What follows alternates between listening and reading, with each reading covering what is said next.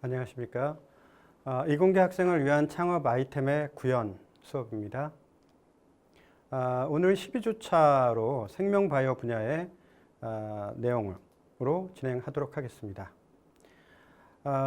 제가 이 분야 수업을 또 진행하는 것은 제가 4주차에 설명드린 듯 합니다만 제가 실제로 창업을 해서 사업을 유지하고 있기 때문에 이 분야를 제가 수업을 하게 된 것 같습니다. 여러분께 안내를 하게 된 것 같습니다. 저는 2016년도에 창업을 했고요. 2019년에 법인으로 바꿨습니다. 그래서 주식회사 스크린 포 퓨처라고 하는 회사를 유지하고 있고요. 동신대학교 산학협력관 307호에 저희 사업체가 있습니다. 저희 사업체는 연구 용역 그리고 천연물 식이약 소재를 발굴하는 그런 업을 하고 있습니다. 자, 오늘 수업은 천연물이 그럼 약이 될 수 있을까? 천식이라고 하는 것은 천연물 천식 치료제 후보 물질을 위한 연구 방법론, 수행한 연구 결과 항천식에 대한 부분, 그리고 기타 천연물 식이약 소재 발굴로 수업을 진행하도록 하겠습니다. 첫 번째입니다. 천연물이 약이 될 수 있을까? 여러분, 천연물이 뭐죠? 식물인가요? 동물인가요? 돌인가요? 이 모든 것들이 다 천연물에 해당한다는 것입니다. 따라서 여러 가지 천연물이 약이 될 수 있느냐, 없느냐에 대한 판단 두 가지 기준으로 할 수 있습니다.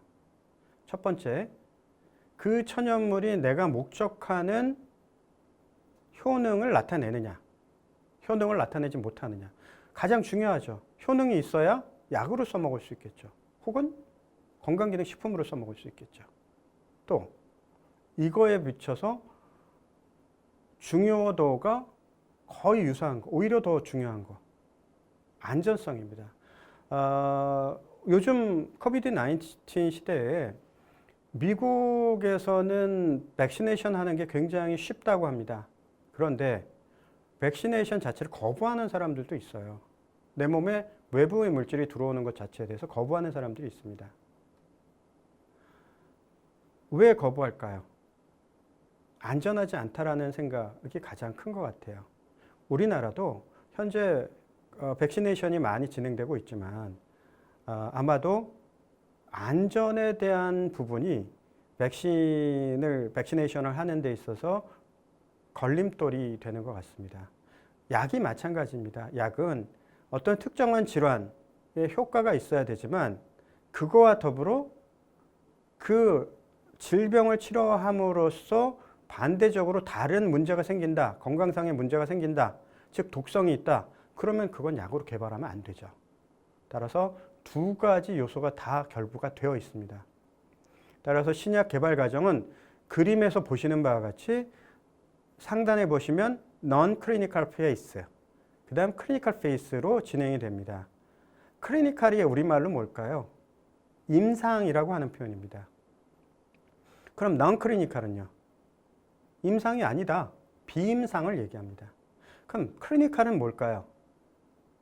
이거는 실험하는 대상을 얘기를 하는 것인데 실험하는 대상이 사람인 경우가 클리니컬 스타디입니다. 클리니컬 페이스, 임상 스타디. 임상 실험은 누구를 대상으로 한다? 사람을 대상으로 한다. 그럼 non 클리니컬, 즉 비임상은 누구를 대상으로 할까요? 동물을 대상으로 할까요? 자, 여러분들 여기에 굉장히 큰 맹점이 있어요. 여러분들은 동물인가요? 사람도 동물이죠. 여러분들이 그 용어에 대한 정의를 좀 명확히 내셔야 되는데요. 자연계라고 하는 곳, 우리가 지금 땅에 발을 딛고 있는 이 공간, 지구에는 생물체와 비생물체가 있어요. 살아있는 것과 살아있지 않은 것. 그럼 살아있는 것은 또 뭘로 나누죠? 식물과 동물로 나눕니다. 그럼 여기서 그럼 사람은 어디에 들어가죠? 동물에 들어가요. 동물의 극히 작은 하나의 구성원인 거죠. 그러면 임상실험을 사람을 대상으로 한다고 했는데 사람을 대상으로 하지 않는 비임상실험은 그러면 누구를 제어하고 사람을 제어하고 모든 동물, 모든 식물, 그 다음 무생물까지 포함하는 겁니다. 세포, 미생물, 테스트 튜브 이런 것들을 다 포함해서 비임상 시험이라고 합니다. 임상 시험은 사람을 대상으로 하는 시험입니다. 자, 최초 어떻게 출발할까요? 사람을 대상으로 하는 것은 이 일정한 기간, 일정하게 효과가 나온 애들만을 대상으로 임상 시험을 진행하죠. 그럼 그 전에는요. 비임상 시험을 먼저 하게 됩니다. 어떻게? 효과가 있는지 먼저 봐야죠. 천연물 중에 여러분 식물을 한번 봅시다. 우리 학교 조경이 굉장히 잘 돼 있죠? 다양한 풀도 있고 다양한 나무도 있습니다. 근데 그 중에서 효과, 특정한 질병에 효과가 있는 애가 있고 없는 애가 있을 거예요. 아까 신약 개발하는 데 있어서 가장 중요한 요소, 두 가지 요소를 뭐라고 설명했죠? 효능, 안전성입니다. 그러면 효능 시험을 먼저 할까요? 안전성 시험을 먼저 할까요? 우리 학교 주변에 있는, 우리 학교 안에 있는 모든 식물들을 독성이 있는지 없는지 먼저 검사할 거예요? 아니면 효능이 있는지 먼저 검사할 거예요? 효능이 있는지 먼저 봐야죠. 효능이 있는 애를 대상으로 독성이 있는지 봐야죠. 즉, 비임상 시험, non-clinical phase에서는 먼저 효능을 본 후에 안전성을 보게 됩니다. 그럼 숫자가 줄죠. 후보 물질의 숫자가 줍니다. 그래서 지금 붉은색으로 나온 것처럼 8,000개에서 10,000개의 컴파운드가 후보 물질로 나왔으면 사람으로 넘어가야죠. 사람의 시험, 임상시험으로 넘어갈 때 임상시험은 크게 페이스 1, 페이스 2, 페이스 3, 페이스 4까지 나눕니다. 4개의 단계가 있어요. 자, 왜 단계를 구분하느냐? 사람의 경우는요. 비임상 시험에서 사람을 대상으로 하지 않은 시험에서 효과도 받고 안전하다는 게 확인했다고 하더라도 사람은 아직 안전성을 확인하지 않았어요. 거꾸로 비임상 시험에선 효능을 보고 안전성을 봤다면 사람의 경우는 이게 먼저 안전하냐? 그 다음에 효능을 보는 겁니다. 왜? 안전하다고 하는 것은 건강한 사람을 대상으로 먼저 해볼 수 있거든요. 그래서 위에 보시는 바와 같이 subject, 대상은 20명에서 100명 정도의 volunteer, 자원자예요. 이 사람들을 대상으로, 그리고 건강한 사람들이죠. 그러니까 그 사람들을 대상으로 효과, 안전하냐 안전하지 않느냐 걸러내는 거죠. 2단계가 결국 8,000개에서 10,000개 후보 물질에서 200개로 줄어드는 단계예요. 근데 비임상 시험에서 임상 시험으로 넘어가기 전에 중간 단계가 다리가 하나가 더 있어요. File IND죠. IND는 그럼 뭐냐? 비임상 시험에서 효과도 입증하고 안전성을 입증한 것을 Regulatory Agency, 식약처 같은 경우에 식약처에서 이 전체 파일을 다 보는 거예요. 그래서 진짜 안전하냐, 진짜 효과가 있느냐, 이거 검토해서 사람에게 적용해도 좋아 라고 허가가 나오는 거예요. 이 단계 넘어가는 것도 시간이 많이 걸립니다. 자, 클리니컬 페이스 1에서 안전성을 확인했어요. 8,000개에서 10,000개 후보 물질에서 200개로 줄었어요. 그 다음 두 번째 단계 페이스 2에서, 클리니컬 페이스 2에서는 뭐 할까요? 안전성을 건강한 사람 대상으로 했기 때문에 실제 이것은 질환자, 환자에게 투여해야 되잖아요.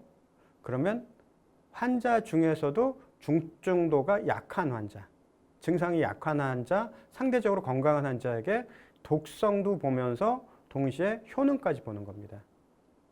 그래서 100명에서 500명 정도의 환자, 페이션트죠. 아까 페이스 1은 볼런티어고요. 페이스 2에서부터는 페이션트가 되는 겁니다. 여기서 그러면 뭘 본다? 안전성도 보고 효능도 본다. 그 다음 페이스 3로 가요. 여기는 진짜 환자들, 건강하지 않은 환자, 모든 계층의 환자, 모든 단계, 병의 모든 단계 환자들 대상으로 1,000명에서 5,000명 정도의 대상으로 효능 검사를 하는 겁니다. 이런 단계가 클리니컬 페이스죠. 이거를 통해서 그럼 레귤레이터리 에이전시, 우리나라의 식약처에서 이런 결과들을 통해서 어떻게 판매할 수 있는지 없는지 검토를 해야 돼요. 그 단계가 뭐? File NDA입니다.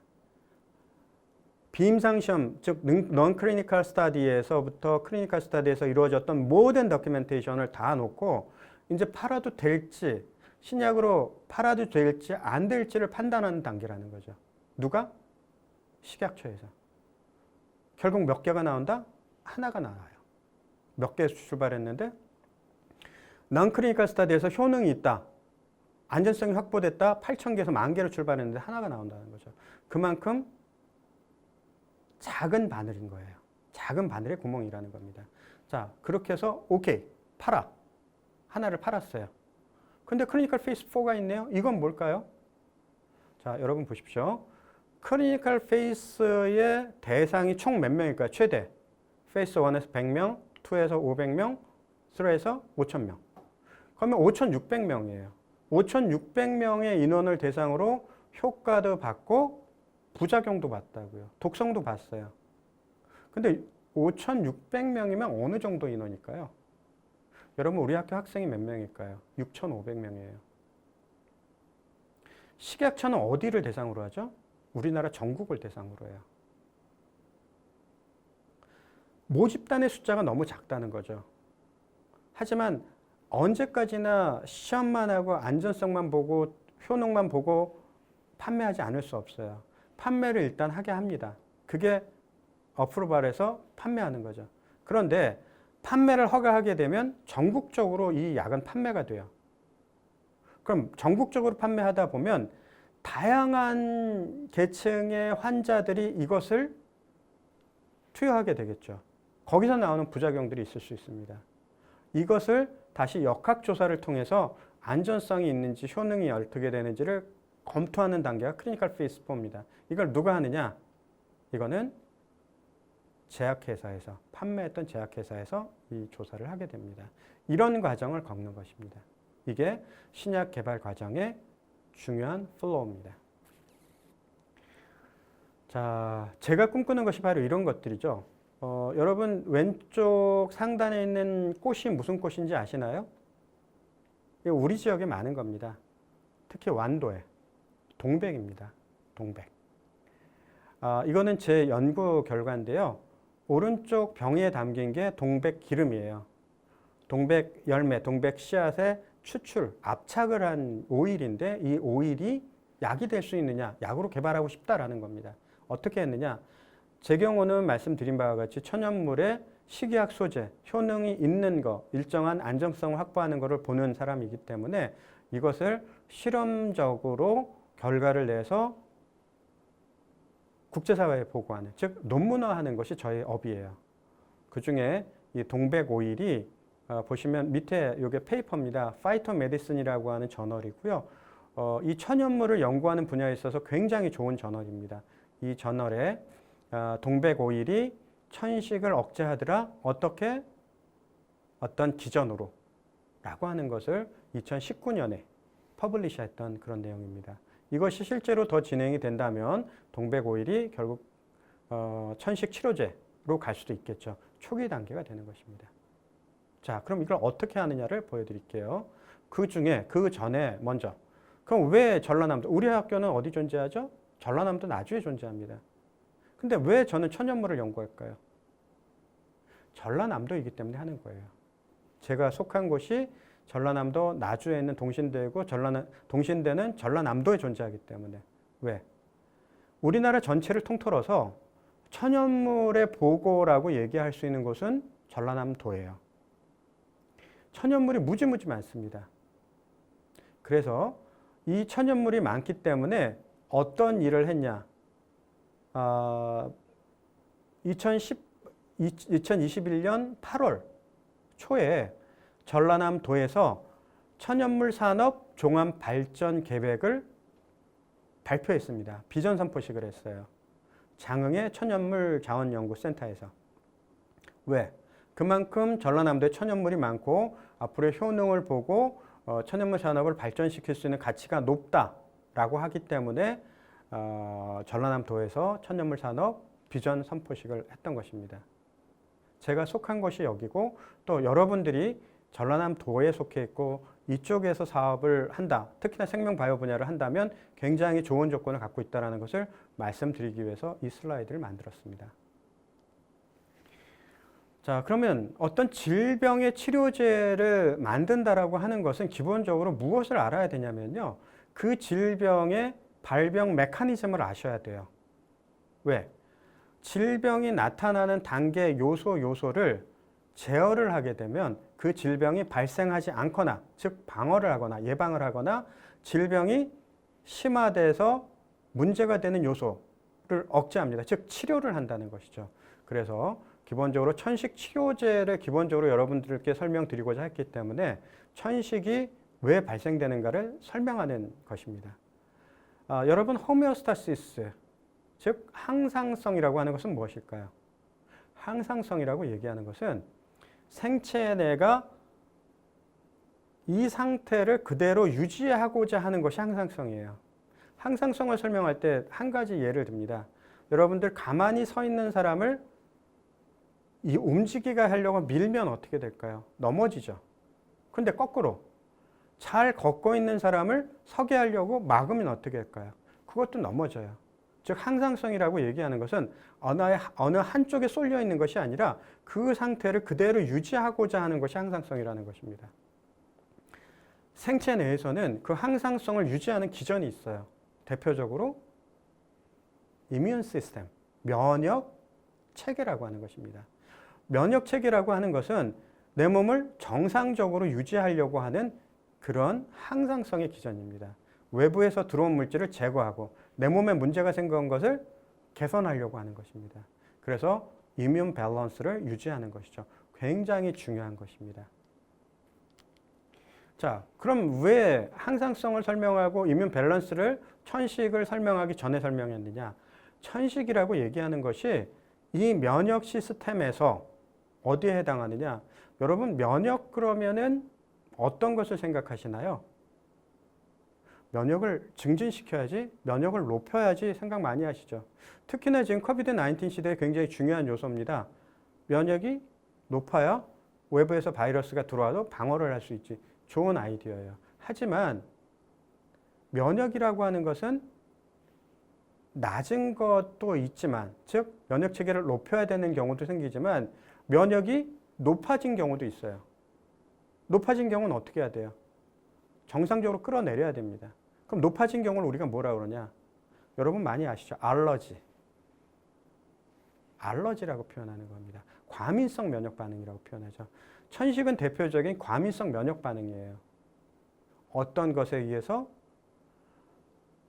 면역 반응은 우리가 크게 두 가지로 나뉩니다. 선천적과 획득성으로 나누는데 선천적이라는 건 내 몸에 그냥 갖고 있는 면역 체계예요.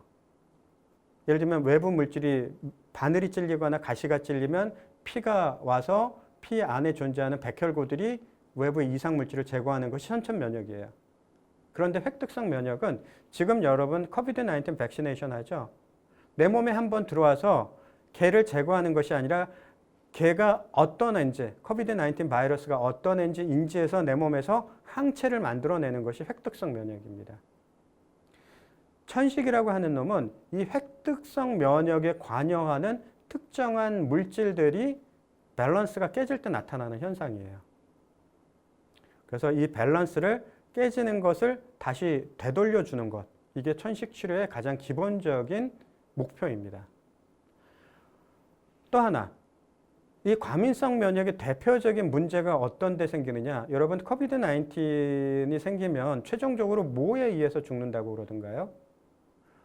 보시는 바와 같이 사이토카인 스톰이라는 것입니다. 사이토카인이라고 얘기하는 것은 면역을 전달하거나 매개하거나 하는 매개자들이에요.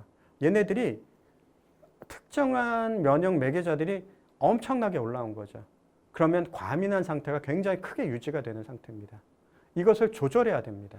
이게 결국 천식 치료제를 개발하고자 하는 목적이죠. 자, 기존의 천식 치료제들이 있어요. 그런데 왜 천연물에서 천식 치료제를 개발해야 될까요? 왜? 부작용이 있으니까. 기존에 사용하고 있는 천식 치료제들이 부작용이 있으니까. 기본적으로 천식은요, 100% 치료를 할 수 없습니다. 우리가 그 100% 치료하는 걸 근치, 근본적인 치료라고 표현하는데 근치가 될 수 없는 질환이에요. 천식은. 그래서 실제로 사용하고 있는 천식 치료제는 reliever, controller, preventer 이것을 같이 합친 combination 이런 것들이 존재하죠. 즉 reliever라고 얘기하는 것은 뭐냐? 조정하는 거예요. 천식이 너무 과하게 나타나지 않게 조정하는 겁니다. 컨트롤러, 발생하는 것을 최대한 억제하는 거죠. 프리벤터, 마찬가지 억제하는 겁니다. 컨트롤러와 프리벤터, 다시 설명드리겠습니다. 컨트롤러는 이미 발생된 것을 낮춰주는 거.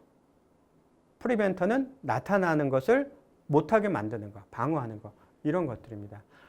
어쨌건 이런 것들이 실제적으로 천식을 치료할 수 있는 근본 치료제가 되지 않아요. 증상을 치료할 수밖에 없습니다. 그런데 이렇게 사용하는 치료제의 대부분 보시면 여러분 그림에 보시는 바와 같이 어떤 기구들이 존재하죠. 이 기구를 우리가 뭐라고 부르느냐? 네뷸라이저라고 합니다.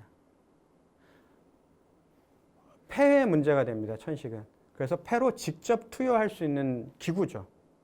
그럼 그 천식 치료제를 이 기구에 넣어서 폐 안으로 흡입시키는 그런 장치예요. 만약에 치료 물질은 있는데 전 네뷸라이저가 없다. 그러면 어떻게 돼요? 투입을 못해서 죽어요. 그럼 어떤 방법이 좋을까요? 여러분 치료제 중에 가장 쉽게 투여할 수 있는 방법이 뭘까요? 주사제? 점막으로 넣는 거? 네뷸라이저를 이용하는 거? 아니죠. 먹는 거죠. 그래서 제가 개발하는 쪽에 천식 치료제는 천연물 천식 치료 후보 물질들은 먹는 것을 기본으로 합니다. 이런 네뷸라이저가 필요 없는 그런 도구죠. 자, 이것이 하나의 단점일 수 있고요. 그런데 기존에 지금 천식 치료제가 있는데 왜 하느냐? 근본 치료가 안 되기 때문에 천식 치료제를 만드는 것도 하나의 이유고요. 또 이러한 부작용이 있는 겁니다. 천식이라고 하는 것은 왼쪽 그림에 보시는 바와 같이 왼쪽 Y축은 나이예요. 그리고 X축은 발병 환자들입니다.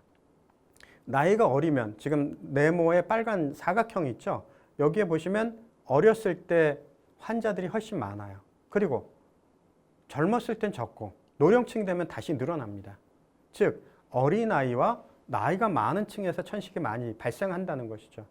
그런데 천식 치료제라고 하는 이놈들의 문제가 뭐냐? 오른쪽 아래 보실까요? Development retard. 즉 성장을 억제해요. 어린애한테 많이 발생시키는 성장을 억제? 영구 피해예요. 나이가 먹어서도 키가 안 큰다는 거죠. 큰 문제죠. 어린아이한테 천식 치료제를 그러면 먹이면 안 되겠죠. 그 다음 나이 많은 사람들이 천식이 많이 발생하는데 뭐라고요? 오스테오포로시스. 오스테오포로시스는 골다공증이에요. 호르몬이 변경이 되면 남성이든 여성이든 호르몬이 변경이 되는 시기가 있습니다. 남성 호르몬이 남성 호르몬보다 여성 호르몬이 더 많은 시기, 여성이 여성 호르몬보다 남성 호르몬이 더 많은 시기. 그걸 갱년기라고 표현하는 그 시기에 어떤 일이 벌어지느냐? 남성도 그렇고 여성도 그렇고 골다공증이 많이 나타나요. 나이가 들면. 근데 천식 치료제가 천식은 나이 많은 사람이 많은데 골다공증을 더 유발하네요? 안 된다고요.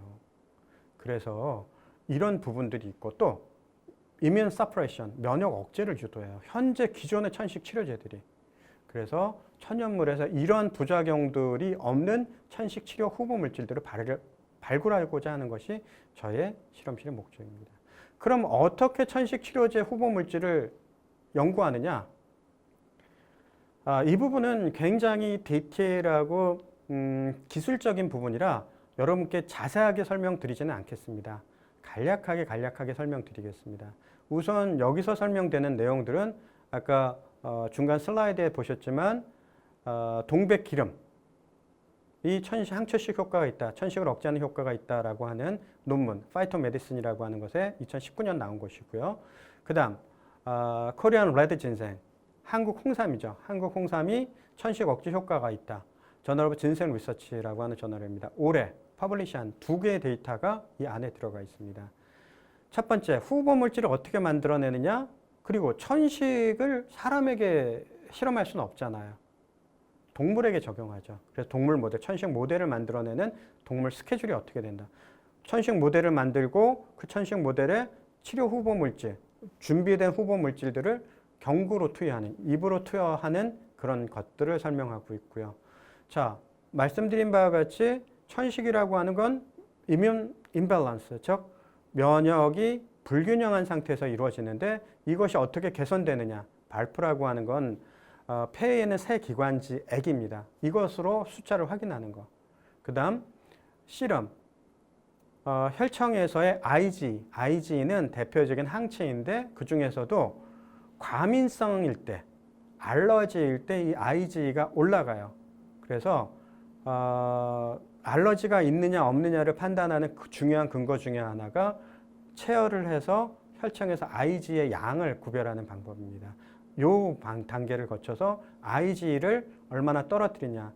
말씀드린 바와 같이 천식 동물 모델의 경우는 특정한 면역 매개체들이 크게 올라가고 IgE도 크게 올라가요. 이것을 여기서 보여드리는 동백 기름 그리고 한국 홍삼이 얼마나 떨어뜨리느냐. 이것이 중요한 결과물이고요. 천식은 어디서 발생하죠? 폐에서 발생합니다. 그래서 폐의 형태가 얼마나 바뀌어지느냐 이것을 확인하는, 그걸 얼마나 다시 되돌리느냐 이것이 중요한 방법 중에 하나고, 아까 말씀드린 면역 매개자인 사이토카인이 얼마나 다시 제대로 밸런싱을 유지하느냐 보는 것이고요.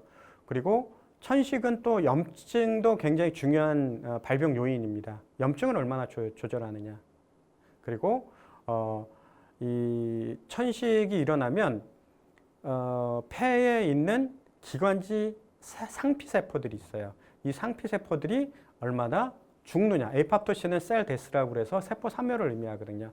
얘네들이 얼마나 죽느냐 안 죽느냐 이거를 보는 것들이 천식 치료제, 천연물 천식 치료제를 확인할 수 있는, 즉 후보 물질을 발굴할 수 있는 방법론이 되겠습니다. 요게 전체적인 방법론이고요. 실제적인 결과물들은 다음 슬라이드 붙어 있는데 요것들은 간단하게 보시면서 스킵해 가도록 하겠습니다. 이것이 후보 물질을 어떻게 찾아내느냐, 그 후보 물질 안에, 동백 오일 안에 어떤 물질이 존재하느냐를 GC-MAS라고 하는 장비를 갖고 보고요. 동물 모델을 오른쪽 그래프처럼 만들어내는 방법이 되고요. 그 다음 이뮨셀 밸런스, 이거는 백혈구입니다. 백혈구의 수치가 얼마나 변동되느냐, 즉 천식을 유도하면 백혈구 수치가 확 올라가요. 그 중에 특정한 요소가 올라갑니다. 이것을 동백 기름이나 한국 홍삼이 얼마나 떨어뜨리냐, 그것도 용량에 따라서 용량을 많이 하면 훨씬 더 많이 떨어뜨리냐 이거를 보는 것이고요. 그 다음 염증 세포가 얼마나 많이 분포하느냐, 퀵 디프 스테인이라고 하는 것을 보는 것이고요. 아까 말씀드린 바와 같이 알러지 상황에서 혈청에서 이뮤노글로빈 E가 크게 증가합니다. 이것을 얼마나 떨어뜨리느냐 보는 것이고요. 폐 기관지 상태가 어떻게 바뀌느냐. 여러분 천식 그러면 생각나는 게 뭐죠? 호흡을 못해요. 왜 호흡을 못할까요? 폐는 기본적으로 산소와 이산화탄소 교체를 하는데 뭐에 의해서? 관의 외부에 있는, 외기에 있는 산소가 들어가고 내 몸에 존재하는 세포에서 이산화탄소가 나와야 되는데 공기가 이동하는 통로가 있어야 된다고요. 그 이동한 통로가 막혀요. 뭐로? 점액 같은 거. 가래나 뭐 이렇게 생각하시면 됩니다. 점액에 의해서 막히고요. 새 기관지의 세포들도 늘어나요. 그리고 염증 세포들도 많이 침륜하죠. 많이 조직들에 들어가게 됩니다. 이런 것들이 얼마나 개선되느냐. 이게 폐의 상태를 확인하는 방법이고요. 그 다음 면역 매개체인 사이토카인 밸런스가 얼마나 다시 회복이 되느냐. 이것을 현관 영색이라고 하는 방법, 그 다음 RT-PCR, 엘라이자, 면역 염색이라고 하는 방법으로 컨펌을 하는 것이고요. 그리고 염증의 도가 어떻게 바뀌느냐. 염증 산물의 대표적인 예인 PGE2, 프로스타글란딘 E2가 얼마나 조절되느냐를 보는 것입니다. 자, 그 다음 아까 말씀드린 폐상피세포의 에이팝토시스가 얼마나, 셀데스가 얼마나 유도되느냐. 얘네들이 줄어야 결국은 새 기관지가 넓어지거든요. 그런 것을 확인하는 단계가 되겠습니다. 결국 동백 기름에서 우리가 찾아낸 후보 물질은 몰렉엑시드라고 하는 하나의 단일 물질이에요. 얘가 동백 오일을 처리했을 때와 같이 천식을 조절하더라라고 하는 것이 그래프로 그려낸 그림이 되겠습니다. 이것은 한국 홍삼의 항천식 효과를 그래프로 그려낸 앞에 실험했던 방법과 거의 유사한 방법으로 실험해서 결과가 나타난 것입니다. 자, 지금까지 저희 실험실에서 항천식과 관계된 여러 가지 실험을 진행해서 효과를 봤습니다. Korean Traditional Medicine, 리메디, 그러니까 한방약이죠. 한방 치료제의 항천식 효과, 그 다음 천연물 중에 식물의 추출물, 그리고 단일 물질 이런 것들에서 항천식 효과도 봤고요. 저희 실험실에서 항천식만 하는 것은 아니고 천식 실험만 하는 것은 아니고 다양한 COPD가 만성 폐쇄성 폐질환입니다. 그리고 가우트, 통풍이죠. 그 다음 캔서, 안티인플라메이션, 암이나 항염증도 저희가 실험했고요. 면역 증진이라든가 뭐 다양한 저희가 천연물 후보 물질을 발굴한 실험들을 진행했었습니다. 자, 이런 것들이 결국은 뭐가 될 수 있다? 사업 아이템이 될 수 있다라는 것입니다. 이런 기능을 보는 실험도 가능하고 여기서 후보 물질이 나오면 그 후보 물질을 통해서 사업화할 수 있고, 즉 건강기능식품을 만들어낼 수 있고 조금 더 진행이 되면 기술 이전을 통해서 신약으로 개발할 수 있는 그런 단계까지 갈 수가 있겠죠. 생명바이오 분야에서 창업을 할 수 있는 것은 결국 기술이 기반이 되고 그 효능이 기반이 되고 하는 것들로 창업을 할 수 있습니다. 지금 말씀드리는 것은요, 굉장히 높은 기술이 필요해요. 하지만 여러분들이 다 이 기술을 갖고 있지 않기 때문에 이런 효능을 봤던 물질들, 그 천연물들을 기술 이전을 받아서 실제 제품화하는 것도 여러분의 좋은 창업 아이템이 될 수 있습니다. 자, 오늘은 여기까지 수업을 마치도록 하겠습니다. 수고하셨습니다.